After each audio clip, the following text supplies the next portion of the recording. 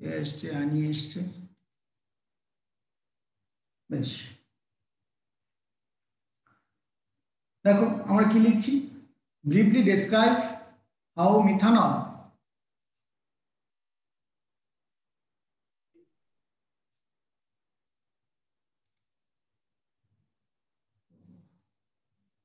Hello sir.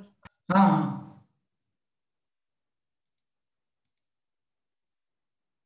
Sir কথাটা একটু কেটে যাচ্ছিল।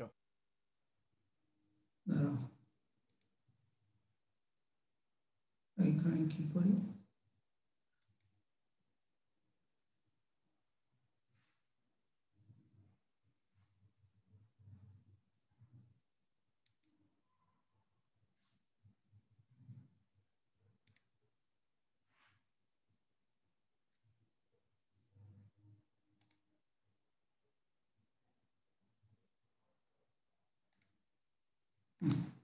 দেখো এখানে কি বলছি আমরা,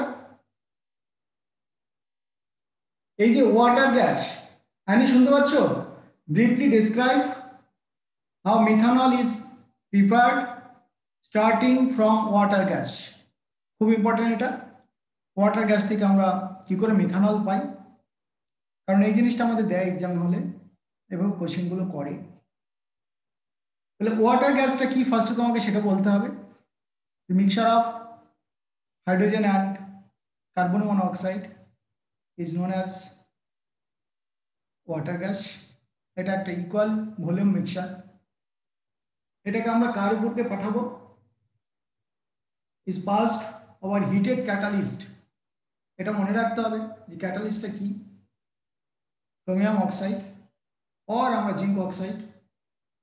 টেম্পারেচারটা মেনটেন করতে হবে, টেম্পারেচারটা মেনটেন না করলে এই রিয়াকশনটা হবে না।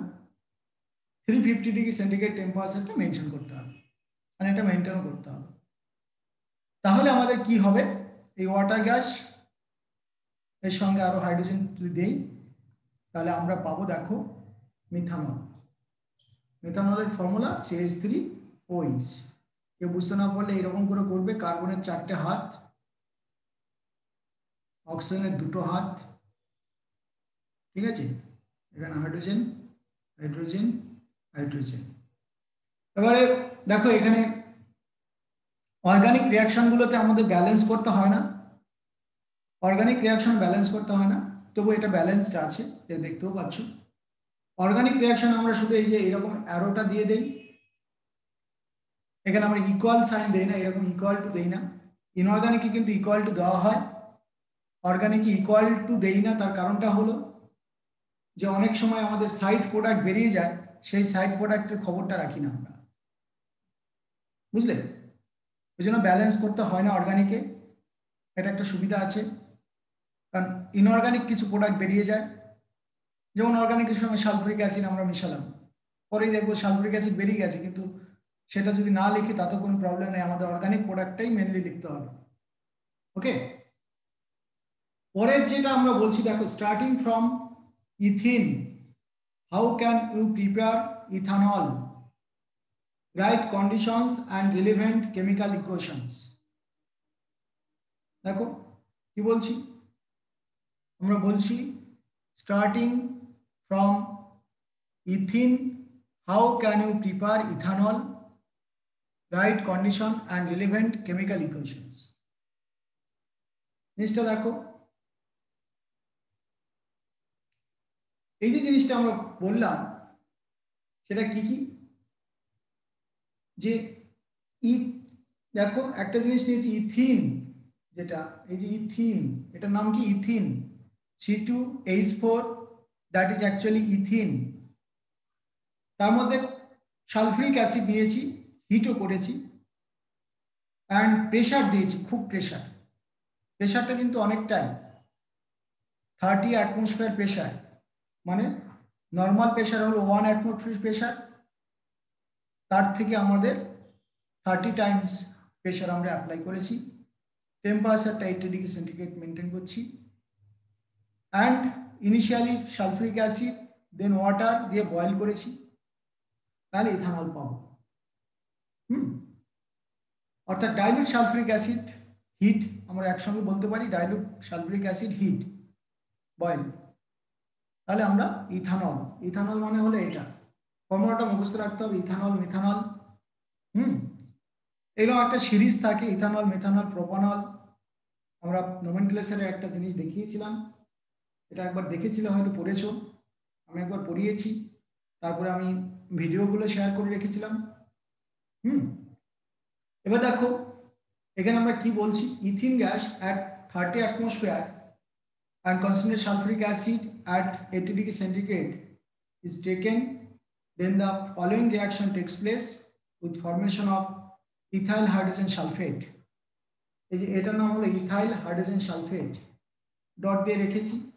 এই ইথিন যেটা, সেটা অ্যাকচুয়ালি এইরকম ডাবল বন্ড আছে এখানে, এখানে হাইড্রোজেন, এখানে হাইড্রোজেন, এখানে হাইড্রোজেন, এখানে হাইড্রোজেন, এটার নাম হলো ইথিন। অর্পণ বুঝেছ? কার্বনের সবসময় চারখানা হাত থাকবে, চারখানা বন্ড থাকবে, ঠিক আছে? এটা সবসময় মেনটেন করলে অর্গানিক কম্পাউন্ড লিখতে আমাদের সুবিধা হয়। ওকে, তাহলে ইথিন, ইথিনের সঙ্গে আমরা সালফিউরিক অ্যাসিড দিয়ে হিট করেছি। তাহলে আমরা ফার্স্টে কি হয়েছে, অ্যাকচুয়ালি কি হয়েছে বলো? যেটা হচ্ছে সেটা হলো এরকম, এই যে ডাবল বন্ড ছিল এইটা সিঙ্গেল বন্ড হয়ে গেছে, এখানে হাইড্রোজেন ছিল, এখানে হাইড্রোজেন ছিল, এখানে হাইড্রোজেন ছিল, এখানে হাইড্রোজেন ছিল। সালফিউরিক অ্যাসিড থেকে এইখানে একটা হাইড্রোজেন চলে এলো, আর এইখানে এইখানে যেটা যুক্ত হলো HSO4। এবার যে আমাদের ওয়াটার এসে কি করলো, ওয়াটার এসে এটাকে ওয়াশ করে দিল। তাহলে ওয়াটারে, ওয়াটার মানে OH, এটা এটা অ্যাকচুয়ালি ওয়াটার, এটা ওয়াটার এইভাবে সালফিউরিক অ্যাসিডের প্রেজেন্সে এইভাবে ডিসোসিয়েট হয়ে যায়। হ্যাঁ, H প্লাস OH মাইনাসে, এই OH মাইনাসটা এসে এখানে অ্যাটাক করবে, এটা আবার বেরিয়ে যাবে। তার মানে সালফিউরিক অ্যাসিড এইটুকু পার্ট এই হাইড্রোজেনটাকে নিয়ে আবার সালফিউরিক অ্যাসিড তৈরি হয়ে যায়, মাঝখান থেকে ওয়াটারটা অ্যাকচুয়ালি অ্যাড হলো, এখানে OH যুক্ত হলো, এখানে হাইড্রোজেন যুক্ত হলো, মানে অ্যাকচুয়ালি ওয়াটার অ্যাড হলো। ঠিক আছে, তো এই ঘটনাটা ঘটলো। তাহলে আমরা পেলাম কি আলটিমেটলি এইটা, মানে এখানে OH পেলাম, তার মানে এখানে CH, এখানে H, এখানে H, এখানে H, এখানে কার্বন, এখানে OH দিলাম, এখানে হাইড্রোজেন, এখানে হাইড্রোজেন, এটাকে আমরা বলছি ইথানল। ঠিক আছে, সেটার ফর্মুলাই হলো C2H5OH, C2H5OH, এটার নামই বললাম আমরা কি, ইথানল। জিরোকে, অর্থাৎ ইথানল তৈরি হলো এভাবে। তাহলে এখানে আমরা কি দেখলাম, যে ethene plus sulphuric acid plus water heat করলাম, ইথানল পেলাম। এবার এইটা আমার কি কাজ করলো, অ্যাকচুয়ালি ক্যাটালিস্ট হিসাবে কাজ করলো। দেখো এটা ইনিশিয়ালি ঢুকলো, আবার বেরিয়ে চলে গেল, তাই না? তার মানে sulphuric acid act as a catalyst here, আর কিছু না। পরের কোশ্চেনটা করেছে, দেখো কি করছে, কি বলছি তারপরে কোশ্চেনটা কি বলছি, বলছি দেখো, স্টার্টিং ফ্রম সুগার অর মোলাজেস, মানে ঘোলা জোর যেটা, ঘোলা গুড় বোঝো তো, মানে যেগুলো আর কি লিকুইড গুড়। তাহলে কি, starting from sugar or molasses, industrially কিভাবে আমরা ইথানল তৈরি করি সেখান থেকে। দেখো সুগার অর মোলাজেস আমরা কি করি, ডিজলভ ইন ওয়াটার, ফার্স্টে সুগারকে আমরা ওয়াটারে ডিজলভ করলাম, তারপরে ওটাকে মোটামুটি 20% সলিউশন তৈরি করব, মানে 100 ml এর মধ্যে 20 গ্রাম সুগার আমরা ডিজলভ করলাম, এরকম টাইপের আর কি। To this solution added small amount of concentrated sulfuric acid so as to prevent the bacterial invertase and gymase। এই ইনভার্টেজ এন্ড জাইমেস এদের থেকে প্রিভেন্ট করার জন্য আমরা একটুখানি সালফিউরিক অ্যাসিড অ্যাড করি। তারপরে mixture is allowed to ferment for 2 weeks at a temperature 40 degree centigrade, when the following reaction takes place within the formation of ethanol। কি হয় তাহলে? এই যে ক্যান সুগার বা আমরা বললাম সুগার আর ঝোলা গুড় বা মোলাজেস, এটা ফার্স্ট ওয়াটারে ডিজলভ করলাম। এবার কি হয়, ব্যাকটেরিয়াল কম্পোজিশন কম্পোজিশন দিলাম এখানে ইনভার্টেস, ইস্ট ইস্ট বলে একটা ব্যাকটেরিয়া থাকে, তারা কি করবে, ও ধীরে ধীরে, এটা প্রায় 2 উইকস লাগছে, দেখো ধীরে ধীরে কি করছে, এই সুক্রোজ বা সুগার যেটাকে বলছি, সুক্রোজটাকে বা মোলাজেস যেটাকে বলছি, সেটাকে কি তৈরি করলো, এখানে গ্লুকোজ এবং ফ্রুক্টোজে ভাগ করে দিল। দুটোর ফর্মুলা সেম, দেখো গ্লুকোজ অ্যান্ড ফ্রুক্টোজ ফর্মুলাটা সেম। তাহলে এই সেম ফর্মুলা হয়েও তাহলে দুটো আলাদা কেন বলছি, কারণ দুটোর স্ট্রাকচারটা আলাদা হবে, আইসোমার হবে এটা, ঠিক আছে। একটার মধ্যে কিটোন গ্রুপ থাকবে আর একটার মধ্যে অ্যালডিহাইড গ্রুপ থাকে। গ্লুকোজের মধ্যে অ্যালডিহাইড গ্রুপ থাকে আর ফ্রুক্টোজের মধ্যে কিটোন গ্রুপ থাকে। বোঝা গেল কি বললাম? গ্লুকোজের মধ্যে অ্যালডিহাইড গ্রুপ থাকে অ্যান্ড ফ্রুক্টোজের মধ্যে কিটোন গ্রুপ থাকে। কিন্তু দেখো ফর্মুলাটা, ওভারঅল ফর্মুলাটা দুটোরই সেম। তাহলে কি হলো, এই গ্লুকোজ বা ফ্রুক্টোজ এটা জাইমেজ বা ইস্টের প্রেজেন্সে ও আলটিমেটলি কিসে কনভার্ট হবে, ফার্স্টে কি হলো, সুক্রোজ বা সুগার মলিকুল বা ক্যান সুগার বা মোলাজেস, সেটা গ্লুকোজ এবং ফ্রুক্টোজে কনভার্ট হলো। সেই গ্লুকোজ বা ফ্রুক্টোজ ইস্টের প্রেজেন্সে ইথানলে কনভার্ট হলো আর কার্বন ডাই অক্সাইডে কিছুটা বেরিয়ে গেল। এই যে ইথানল, এটাই ম্যাক্সিমাম ক্ষেত্রে যেটা হয়, এই যে বলে না বাংলা মদের দোকান, এই বাংলা মদ যেটাকে বলা হয়, সেটা কোথা থেকে তৈরি হয়, এইভাবে তৈরি হয় মেনলি। আর এইভাবে তৈরি হতে গিয়ে অনেক সময় পয়জন চলে আসে, অনেক দিন ধরে এইরকম কাজগুলো চলার ফলে এই মধ্যে অনেক সময় পয়জন ঢুকে যেতে পারে, অনেক সময় রিফাইন হয় না ঠিক করে, সেই জন্য অনেক লোক এগুলো খেয়ে মারা যায়। তাহলে এটা একটা ইন্ডাস্ট্রি বটে, এটা ইথানলটা আমাদের অনেক কাজে লাগে, অবশ্যই অনেক কাজে লাগে, শুধু এই মদের দোকানে পাওয়া যাচ্ছে সেটা না। এই ইথানল আমাদের ইন্ডাস্ট্রিতে প্রচুর কাজে লাগে, অ্যান্ড এটাই আমাদের ইন্ডাস্ট্রিয়াল মেথড। মানে অনেক পরিমাণে ইথানল প্রিপারেশন করতে গেলে আমরা এই মেথডটাকেই ফলো করি, কারণ এই মেথডটা অনেকটা সস্তা। সস্তা কারণ আমাদেরকে অন্য কিছু দিতে হচ্ছে না, আমরা শুধু ঝোলা গুড় ওটা সলিউশনটাকে তৈরি করে রেখে দিলেই, এই টেম্পারেচারটা একটুখানি মেনটেন করে একটু গরম টেম্পারেচার, মানে 40 ডিগ্রি সেন্টিগ্রেডের কাছাকাছি রেখে দিলে অটোমেটিক্যালি ব্যাকটেরিয়া কি করে, এটাকে ইথানলে কনভার্ট করে দেবে। অর্থাৎ আমাদেরকে আলাদা করে আর অন্য কোনোভাবে বেশি খরচা করতে হয় না। তাই এটা ইন্ডাস্ট্রিয়াল মেথড, মানে খরচ বাঁচানোর মেথড, তাই না? ইজ ইট ওকে? হ্যাঁ স্যার। হ্যাঁ স্যার।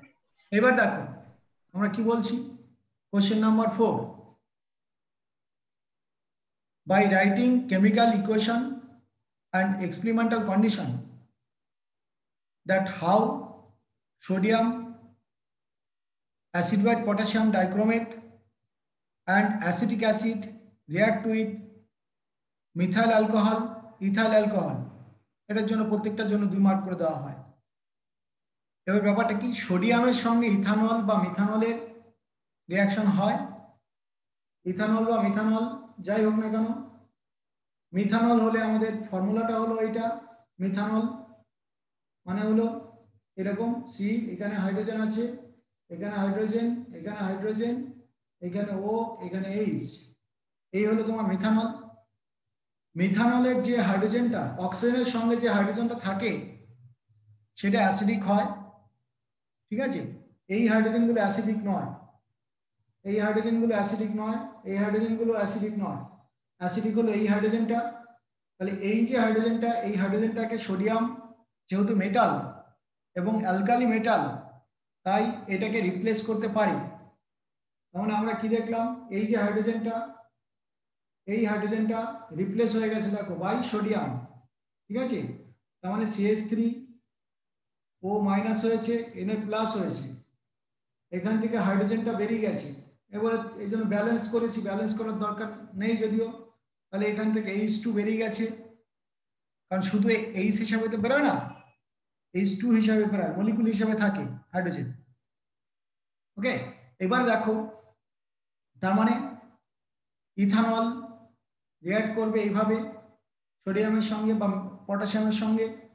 যদি আমাদের এটা ইথানল থাকতো, C2H5OH হতো, তাহলেও আমরা এখানে সোডিয়াম দিতাম, ঠিক আছে। এখানে আমরা 2 দিতেই পারি, 2 দিলাম, তাহলে কি তৈরি হবে, C2H5ONA প্লাস H2। ওকে, অর্থাৎ এরকম করে আমাদের হাইড্রোজেন রিপ্লেস হতে পারে from the methanol or ethanol. Okay, অর্থাৎ এইভাবে রিয়াক্ট করে। মেটাল থাকলে এইভাবে হাইড্রোজেন বেরিয়ে যায়। এবারে বলেছি দেখো, acidified potassium dichromate solution oxidises methanol to কি, মিথানল থেকে ফার্স্টে আমাদের ফর্মালডিহাইড ফর্ম করে। হ্যাঁ, ফর্মালডিহাইড মানে এটা অ্যালডিহাইড। অ্যালডিহাইড গ্রুপ মানে হলো R, C⋅O⋅H, এই গ্রুপটাকে বলা হয় অ্যালডিহাইড গ্রুপ।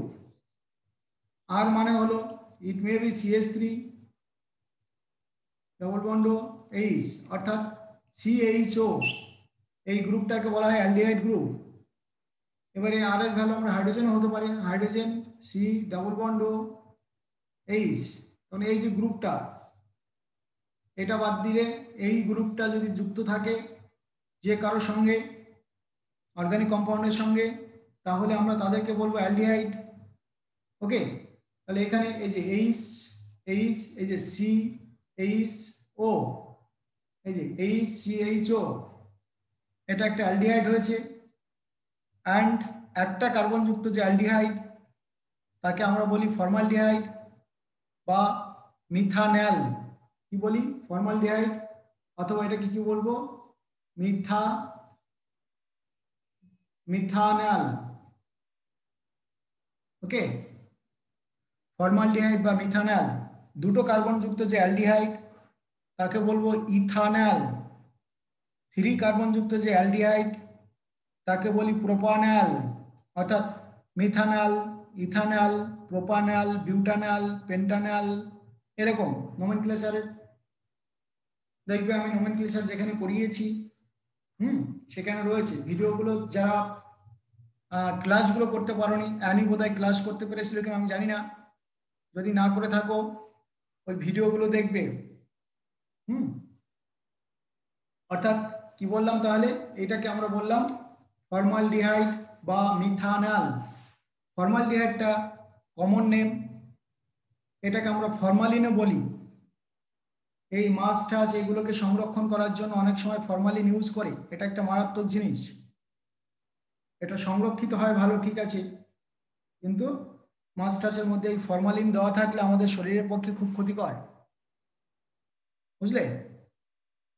অর্থাৎ এটা অনেক ব্যবসায়ীরা এটা ইউজ করে, আমরা তো দেখে বুঝতে পারবো না মাছের মধ্যে ফরমালিন আছে কিনা। তো সে ফরমালিন থাকলে অনেক মাছগুলো কি হয়, টাটকা থাকে আর কি। তো এটা টাটকা থাকাটা ব্যবসা যারা করে তাদের কাছে খুব ভালো, যে না তাদের জিনিসপত্র টাটকা আছে, মাছ টাছ টাটকা আছে, কিন্তু আমরা সেগুলো খেলে আমাদের পক্ষে তো ক্ষতিকর। অর্থাৎ এটা খুব মারাত্মক, সেই কারণে এটা ইউজ করা উচিত না আমাদের এই সংরক্ষণ করার কাজে, ঠিক আছে। কিন্তু এইটা আমরা ইউজ করি কোথায়, ধরো পুরনো সেল টেল ওই সবকে প্রিজার্ভ করতে। ল্যাবরেটরিতে আমরা প্রিজার্ভ করি। অনেক ধরো কোনো একটা ভালো সাপ পাওয়া গেছে, যে সাপটা হ্যাঁ মেরে ফেলা হয়েছে বা মরে গেছে, এবার আমরা ল্যাবরেটরিতে ওই সাপটাকে দেখাবো কাউকে। হ্যাঁ, জুওলজি জুওলজি যে সাবজেক্টটা আছে, হ্যাঁ জুওলজি সাবজেক্টের ওদের ল্যাবরেটরিতে এগুলো সাপ ব্যাঙ কত কি প্রাণীগুলো থাকে, যেগুলো তো ধরে রাখতে হচ্ছে দেখানোর জন্য ছাত্রছাত্রীদের। সবসময় তো জঙ্গলে নিয়ে দেখানো সম্ভব নয়, সেই কারণে ফরমালিন দিয়ে ওদেরকে রেখে দেওয়া হয়, নষ্ট হয় না। ফরমালিন দিয়ে কোটোর মধ্যে বা গ্লাসের কন্টেনারে আটকে রেখে দিলে ওটা ওই রকমই থাকে, নষ্ট হয় না। ঠিক আছে, কারণ এদের মধ্যে ব্যাকটেরিয়া ফ্যাকটেরিয়া ঢুকতে পারে না, এই ফরমালিনের মধ্যে ব্যাকটেরিয়া বাঁচে না। ওকে, তাহলে আমরা কি দেখলাম? আমরা দেখলাম যে ইথানল থেকে আমরা সোডিয়ামের প্রেজেন্সে যে রিয়াকশনটা হলো সেটার নাম হলো এই যে সোডিয়াম। হ্যাঁ, এই যে এটা সোডিয়াম আর এটা মিথঅক্সাইড, এর নাম কি বললাম? সোডিয়াম মিথঅক্সাইড। ঠিক আছে, এটাকে আমরা কি বললাম? এই মিথানলটাকে অক্সিডেশন করলে আমরা ফর্মালডিহাইড পেলাম। এবার তোমাদের মনে হতে পারে যে স্যার এখানে অক্সিডেশন করা মানে তো অক্সিজেন অ্যাডিশন, তাহলে স্যার এখানে তো একটা অক্সিজেন ছিল, এখানে তো একটাই অক্সিজেন। এটা কেউ কোশ্চেন করতেই পারো যে স্যার তাহলে কি করে অক্সিডেশন হলো? রশিদ বলতে পারবে? অক্সিডেশন মানে তো, হ্যাঁ স্যার, চেষ্টা করতে পারি। বলো দেখি। স্যার অক্সিডেশন মানে তো স্যার রিমুভাল অফ হাইড্রোজেন। হ্যাঁ স্যার একটা তো হাইড্রোজেন চলে যাচ্ছে, অবশ্যই, সিএইচ সেটা যেমন, ওইচ থেকে দুটো হাইড্রোজেন চলে যাচ্ছে রাদার। কিন্তু এখানে অক্সিজেন যে অ্যাড হয়নি সেটা তো নয়। অক্সিজেন না অ্যাড হলে তাহলে হাইড্রোজেন, অক্সিজেনের, হ্যাঁ তার কারণটা হলো এরকম ছিল, এটা ছিল। এবার দেখো স্যার এই অক্সিজেন অ্যাড, কমেন্টটা কি পাঠিয়ে দেবে আমাদের? হ্যাঁ হ্যাঁ দেবো। এই দেখো কি করে অ্যাড হলো, এই দেখো দুটো হাইড্রোজেন বেরিয়ে গেছে আর একটা অক্সিজেনের সঙ্গে কার্বনের একটা বন্ড ছিল, এখানে একটা বন্ড ছিল, এই যেটা এই বন্ডটাই ছিল। এখন দেখো দুটো বন্ড হয়ে গেছে, মানে এইটা অ্যাড হলো, এই যে অক্সিজেনের আর একটা হ্যান্ড দিয়ে এখানে অ্যাড হয়ে গেছে। বুঝতে পারলে? অর্থাৎ অক্সিজেন অ্যাডিশন হয়েছে, হাইড্রোজেন বেরিয়েছে যেরকম, সেরকম আমাদের কি হলো, অক্সিজেন অ্যাডিশনও হয়েছে। ওকে, বলতে পারি। এবার দেখো তারপরের রিয়াকশনটায় এইখানে তুমি ক্লিয়ারলি দেখতে পাচ্ছ আরেকটা অক্সিজেন অ্যাড হয়েছে, তাহলে এটা অক্সিডেশন রিয়াকশন। ঠিক আছে, এটাও আমার অক্সিডেশন রিয়াকশন, এটাও অক্সিডেশন রিয়াকশন।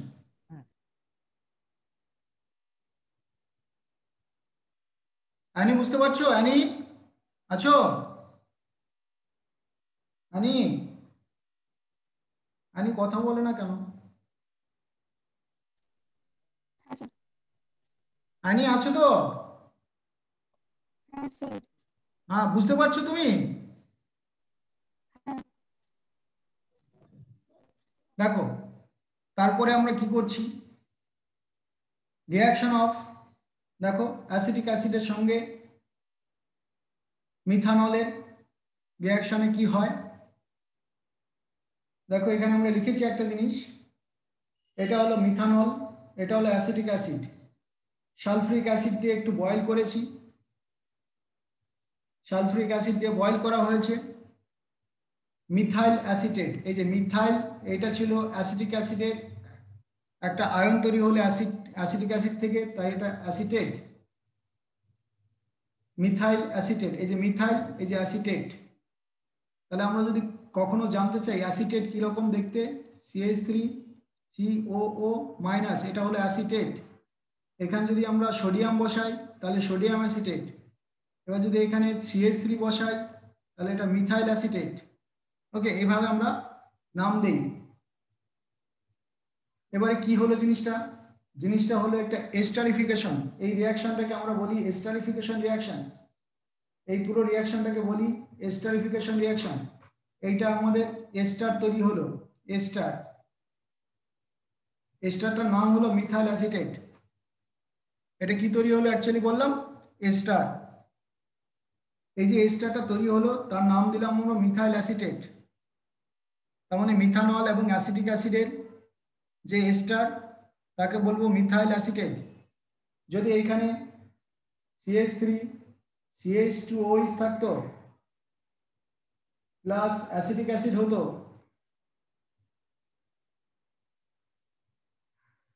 একই রকম সালফিউরিক অ্যাসিড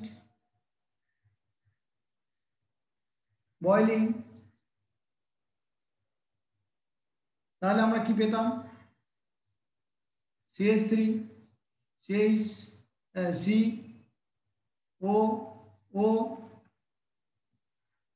CH2 CH3, এই যে CH2 CH3 এইটুকু, এই কার্বনটা এই কার্বনের সঙ্গে এই অক্সিজেনের সঙ্গে অ্যাটাচড হয়ে গেছে, এই যে অক্সিজেনের সঙ্গে অ্যাটাচড হয়েছে। তাহলে এটাকে বলবো এটা হলো ইথাইল গ্রুপ আর এটা হলো অ্যাসিটেট। তাহলে ইথাইল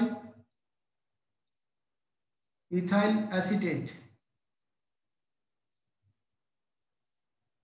ওকে, তাহলে ইথাইল অ্যাসিটেট এ হলো ব্যাপার,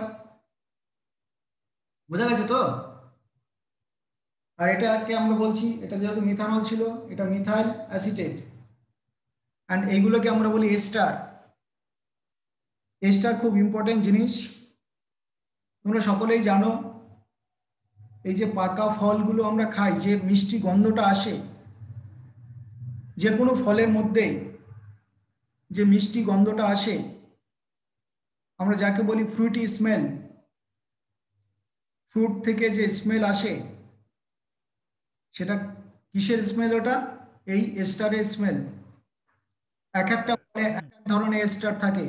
বেসিক জিনিসটা হলো এটা, মানে R COO মানে এইটা R' বললাম, এটা আর বললাম, মানে হলে এইটা পার্থক্য হতে পারে, এইটা চেঞ্জ হতে পারে। এই যে একটু আগে দেখলাম ইথানল থেকে এই আরটা চেঞ্জ হয়ে গেল C2H5 এ, তাই না? এখানে CH3, এরকম করে এই আরটা চেঞ্জ হতে পারে, কিন্তু বেসিক বিল্ডিং স্ট্রাকচারটা এরকম। তাহলে ডিফারেন্ট ফলে ডিফারেন্ট এস্টার থাকবে, আর এস্টারের জন্যই এই ফ্রুট স্মেলটা হয়। পাকা কলা হোক, পাকা পেয়ারা হোক, যাই হোক না কেন, সমস্ত ফলে কি আছে? এস্টার আছে। সেই এস্টার থেকে আমরা এই অ্যাসিড এবং অ্যালকোহল আবার আমাদের ভিতরে গিয়ে হাইড্রোলিসিস হয়ে যায়। এটা থেকে উল্টো রিয়াকশনটা হয়ে যায় আমাদের ভিতরে গিয়ে, আমরা খাওয়ার পরে উল্টো রিয়াকশনটা হয়, অর্থাৎ কিছুটা অ্যালকোহল আর কিছুটা অ্যাসিড আমরা আবার পেয়ে যাই আওয়ার বডি। অর্থাৎ ওই কারণে অনেকেই আবার এরকম বলে না, দেখবে অনেকেই বলে যে এই যে তোমার ওয়াইন বা আর ড্রিঙ্ক যেটাকে বলে, অনেকেই বলবে দেখবে যে একটু একটু ড্রিঙ্ক করা আমাদের শরীরের পক্ষে ভালো। অ্যান্ড অ্যাকচুয়ালি ডাক্তাররা সেটা জানে যে একটু একটু ড্রিঙ্ক করা ভালো, কিন্তু ব্যাপারটা হয় যদি একবার কেউ ড্রিঙ্ক করতে শুরু করে, একটু একটু একটু করে যদি ড্রিঙ্ক করতে শুরু করে, তাহলে তারা ওই একটু কন্ট্রোলে কেউ রাখতে পারবে না, ধরে রাখতে পারে না, কারণ সেটা তাদের নেশায় পরিণত হয় এবং একটু থেকে আরেকটু হয়ে যায়, তারপরে আরো আরো। হ্যাঁ, তখন আর তারা উঠতে পারে না। ঠিক আছে? অর্থাৎ তার কারণটাই হলো এটা, যে এই যে আমাদের বডিতে একটু করে অ্যালকোহল দরকার। এই জন্য আমরা বলি অনেক সময় ফল খাই, ফলে ডিফারেন্ট অ্যাসিড তো থাকেই, সেই সঙ্গে এস্টার থাকে। সেই এস্টার থেকে আমাদের বডিতে কিছুটা অ্যালকোহল কনজিউম হয় হাইড্রোলিসিস হয়ে। এস্টার হাইড্রোলিসিস হলে অ্যাসিড অ্যান্ড অ্যালকোহল তৈরি হয়। অর্থাৎ ওই কারণে আমরা ফল খাই অবশ্যই। বোঝা গেছে? কিন্তু আমরা এই হ্যাঁ স্যার। ড্রিঙ্কসটা করবো না, তার কারণটাই হলো ওটা একটা নেশা জাতীয়, মানে তুমি একবার খেলে, দুবার খেলে, তিনবার খেলে, এবার চারবার তোমাকে খেতেই হবে, মানে তুমি আর ঠিক থাকতে পারবে না, এটা একটা নেশা হয়। ঠিক আছে? কারণ এটা এক্সপেরিমেন্ট করে দেখা গেছে। হুম। তারপরে কি হলো?